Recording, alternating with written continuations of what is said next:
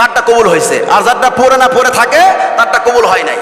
হাবিল এবং কাবিল দুই ভাই, হাবিল একটা এরকম দুম্বা নেজা রাখলো, আর কাবিল এরকম ভাবে আপনার কি শস্য জমির খাত থেকে শস্য নেজা সেখানে রাখলো। হাবিলের কুরবানিটা আসমান থেকে আলো আসে পুরে ছাই হয়ে গেল, আর কাবিলেরটা সেখানেই পড়ে থাকলো। তখন সেই ভাই বলল, কল আলা আকতুলান নাক, আমি তোমাকে হত্যা করব, কারণ আমার কুরবানি কবুল হয় নাই। সেই সময় বড় ভাই বলছিল, ক্বালা ইন্নামা ইয়াতাকাব্বালুল্লাহু মিনাল মুত্তাকিন, কুরবানি আল্লাহ রাব্বুল আলামিন মুত্তাকিন ব্যক্তিরই কবুল করে। সুবহানাল্লাহ কোন। এবার বলতেছে না, আমি মানি না সেটা। সেই সময় ষড়যন্ত্র করলো হাবিল এবং কাবিল। কাবিল ষড়যন্ত্র করলো, তোরা আমি হত্যা করবে কথা বলছে, তবে হত্যা করবই। দুই ভাই চলে গেল এরকম ভাবে জঙ্গলের মধ্যে। যাওয়ার পর অনেক বড় ইতিহাস সংক্ষিপ্ত করতেছি।